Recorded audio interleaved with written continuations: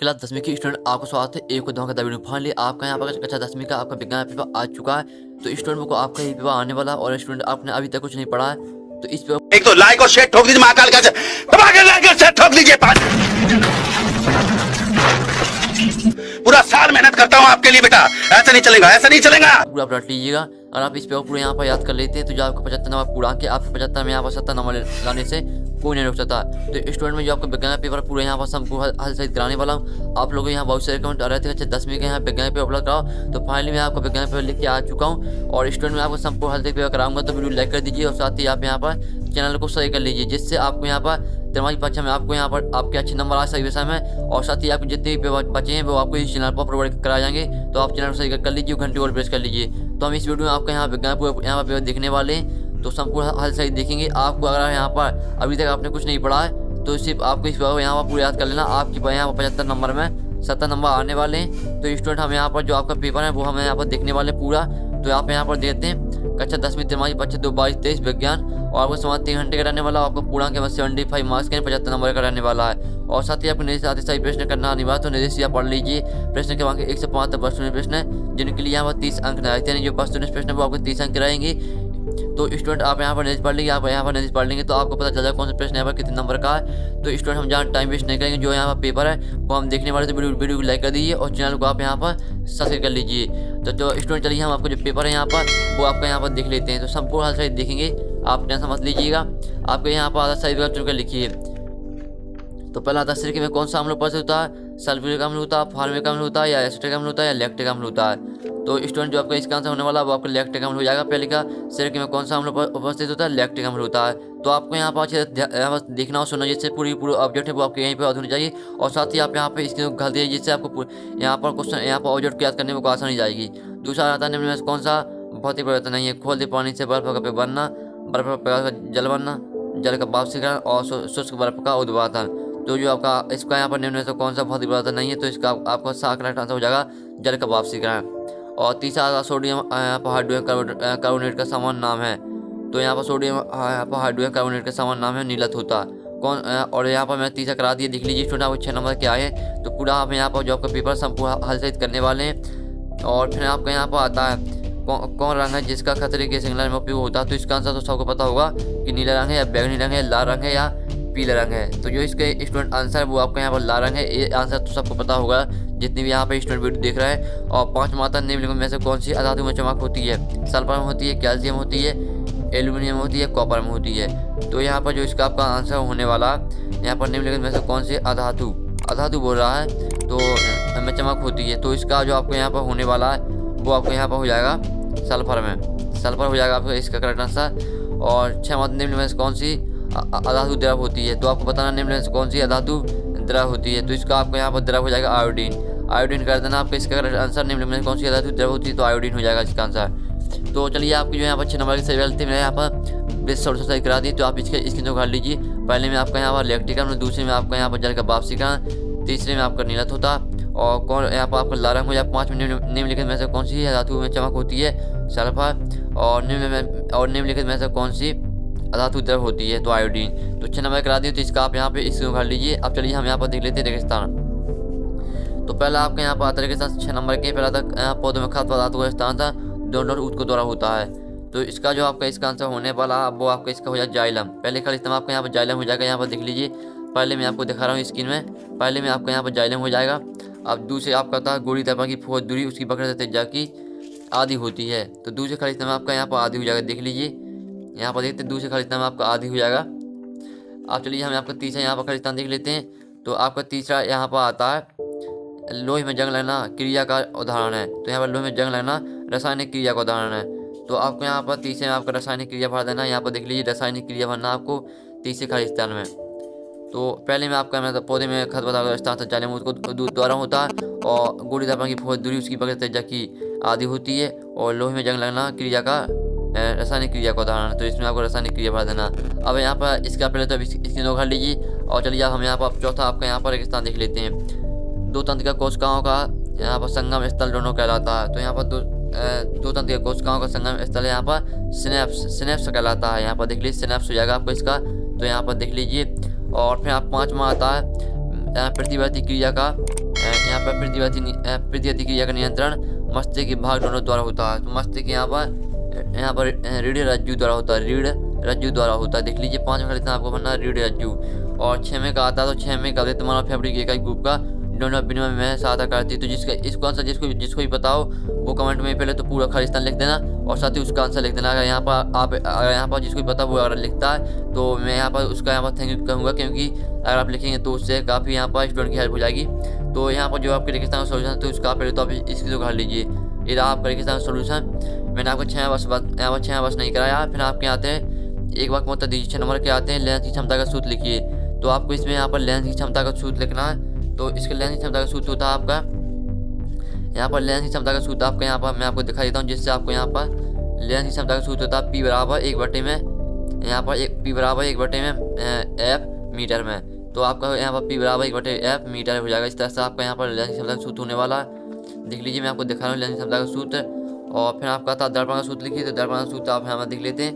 दर्पण का सूत्र आपको हो जाएगा 1/में F बराबर 1/में V प्लस 1/में U।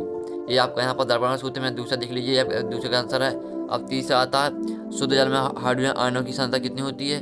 तो शुद्ध जल में यहाँ पर हाइड्रोजन आयनों की सांद्रता होती है 1 × 10⁻⁷। यहाँ पर देखते हैं 1 × 10⁻⁷ यहाँ पर शुद्ध जल में हाइड्रोजन आयनों की यहाँ पर सांद्रता होती है। चौथा आता है प्रतिबिंब की ऊंचाई तथा बिंब की ऊंचाई का अनुपात क्या कहलाता है। तो यहाँ प्रतिबिंब की ऊंचाई होता है बिंब की ऊंचाई का अनुपात है, यहाँ पर आवर्धन कहलाता है। तो चौथे में आपका आवर्धन हो जाएगा। यहाँ पर देख लीजिए आवर्धन होने वाला है। और यहाँ पर व्यंजक चूर्ण का सूत्र लिखिए। तो जो आपका व्यंजक चूर्ण का सूत्र है वो आपका यहाँ पर हो जाएगा CaO, यहाँ पर CaOCl2। आपका यहाँ पर व्यंजक चूर्ण का सूत्र आपको यहाँ पर CaOCl2 हो जाएगा। और 6 में आता अम्ल और क्षार के बीच होने वाली क्रिया कहलाती है। तो यहाँ पर अम्ल और क्षार के बीच होने वाली क्रिया आपकी हो जाएगी उदासीनीकरण। यहाँ पर देख लीजिए उदासीनीकरण हो जाएगी। तो जो आपका इसका सोल्यूशन है तो इसका पहले तो आप इस चीज़ को कर लीजिए। ये रहा आपका यहाँ पर एक शतभाग का का सोल्यूशन। तो इसका आप यहाँ पे स्क्रीन लगाइए, जिससे आपको यहाँ पर आंसर को याद करने में कोई आसानी जाएगी। अब चलिए आपके यहाँ पर सहयोगी आती है, निम्नलिखित के सहयोगी बनाइए। आपकी 6 नंबर की हैं। कॉलम आ में आपकी सहयोगी दी गई। पहले आती है मास्टर ग्रंथि। तो मास्टर ग्रंथि को आपको मैच करना है आप चयन से। और बर्फ का पिघलना, तो जो आपका यहाँ बर्फ का पिघलना वो आपका बहुत ही परिवर्तन हो जाएगा। आपको सामने मैच कर देना। व्यंजक चूर्ण आपको CaCl2 हो जाएगा। द्रव धातु आपको यहाँ पर धनात्मकता कर देना, द्रव धातु आपकी धनात्मकता हो जाएगी।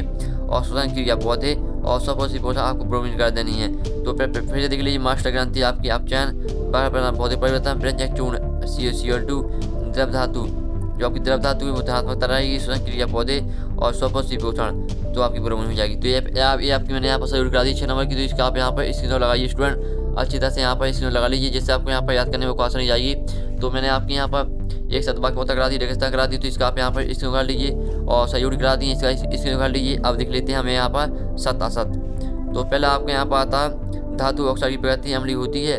तो बताने की सत्य कैसा है। यहाँ पर धातु ऑक्साइड की प्रगति अम्लीय होती है। तो पहला आपका यहाँ पर असत हो जाएगा, पहला आपका असत हो जाएगा। और सभी धातुएं ऑक्सीजन के साथ मिलकर संगत धातु की ऑक्सीजन बनाती हैं। सभी धातुएं ऑक्सीजन के साथ मिलकर संगत धातु की ऑक्सीजन बनाती है। तो इसका आपका यहाँ पर सत्य हो जाएगा। दूसरे का आपका सत्य होने वाला है। और तीसरा आता रक्त का pH मान 6 से कम होता है। तो आपका जो यहाँ पर रक्त का pH मान 6 से कम होता है, ये आपका सत्य हो जाएगा। तीसरा आपका सत्य हो जाएगा। और चौथा आता है दूध दही में सिट्रिक अम्ल पाया जाता है। तो आपका यहाँ पर जो आपका चौथा है तो वो आपका सत्य हो जाएगा। और 5वां आता धातु के घनत्व तथा गलनांक कुछ होते हैं। तो ये आपका सत्य हो जाएगा। 6वां आता तो 6वां में यहाँ पर देख लेते हैं। जो आपका 6वां में यहाँ पर देख लेते हैं स्टूडेंट। पूरा पेपर हमें यहाँ पर संपूर्ण देखने वाले स्टूडेंट। जो आपको यहाँ पर दिया जाए 6वां धातु ऑक्साइड प्रगति अम्लीय होती है। तो जो यहाँ पर इसका है वो आपका असत हो जाएगा। यहाँ पर देख लीजिए आपका यहाँ पर असत होने वाला है 6वां। और जो यहाँ पर दिया था आपका यहाँ पर कौन सा आपका यहाँ पर दिया था, यहाँ पर मैं दिखाई देता फिर से आपको। जो आपके यहाँ पर दिया था यहाँ पर थोड़ी मिस्टेक हुई है। यहाँ पर दूध दही में सिट्रिक अम्ल पाया जाता है। तो इसका आपका सत्य होने वाला है। जो चौथा है ये आपका सत्य रहेगा। तो फिर से देख लीजिए जो आपका पहला यहाँ पर पहला आपका असत्य हो जाएगा। यहाँ पर देख लीजिए दूसरा आपका सत्य और तीसरा सत्य और चौथा आपका यहाँ पर जो असत्य लगा है यहाँ पर सत्य होना है। तो चौथा आपका यहाँ पर हो जाएगा सत्य और 5वां आपका सत्य हो जाएगा और 6वां आपका सत्य हो जाएगा। तो मैंने आपके यहाँ पर चेक करा दिए 6 नंबर की आपके साथ असत्य। अब चलिए हम यहाँ पर क्वेश्चन देख लेते हैं। तो क्वेश्चन आते हैं हम इसका सोल्यूशन देखने वाले। मैंने स्टूडेंट आपको पहले ही बता दिया, अगर इस पेपर को आप पूरे याद कर लेंगे तो आपके यहाँ 75-70 नंबर लाने से कोई नहीं रोक सकता। यहाँ पर 6वां था अभिक्रिया की इकाई क्या, 2 नंबर का होता लोहे की वस्तु को हम पेंट क्यों करते हैं। यहाँ पर देख लीजिए तो और सातवां आता है उदासीन अभिक्रिया क्या, 2 उदाहरण लिखिए। 2 नंबर का अथवा आता लोहे को जंग से बचाने के 2 तरीके बताइए। 7वां मैंने करा दिया। अब 8वां आता ऑक्सीकरण क्या है, 2 नंबर का क्वेश्चन है।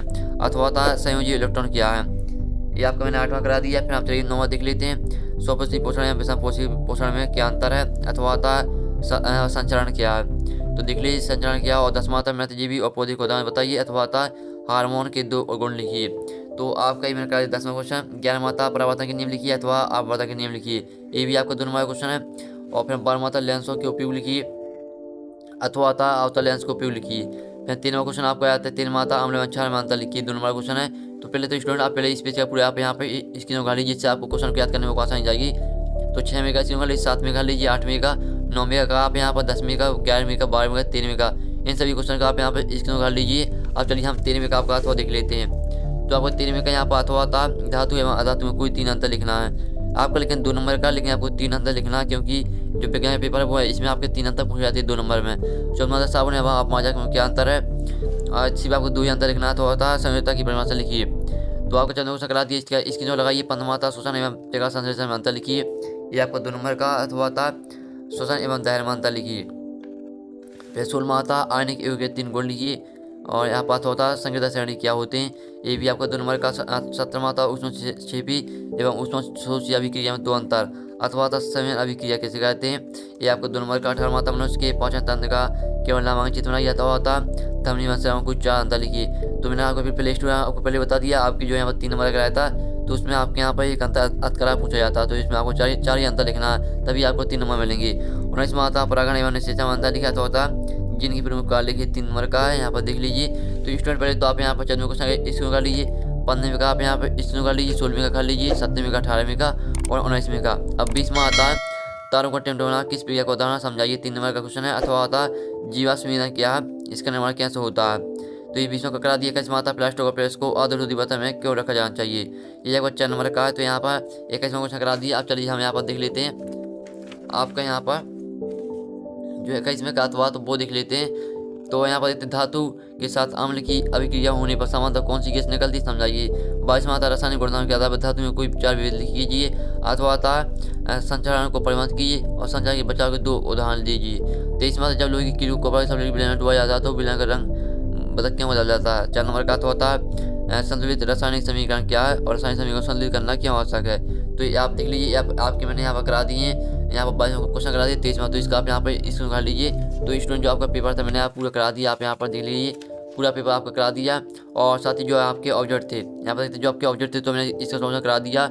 जो आपके यहाँ पर स्टूडेंट क्वेश्चन है तो क्वेश्चन आपका यहाँ पर क्वेश्चन यहाँ पर 6 से लेकर आपका 23 तक यहाँ पर पूरा सोल्यूशन आपका आने वाला है यहाँ पर नेक्स्ट वीडियो में। तो जल्दी से आप चैनल को सही कर लीजिए और घंटे वाले प्रेस कर लीजिए। आपको यहाँ पर 1 घंटे बाद इसी चैनल पर पूरा पेपर का सोल्यूशन आपको पूरा प्रोवाइड कराया जाएगा। तो हम नेक्स्ट वीडियो मिलते हैं आपकी पूरी विज्ञान के पेपर के सोल्यूशन के साथ। आप चैनल को सही कर लीजिए। जब तक के लिए जय हिंद जय भारत।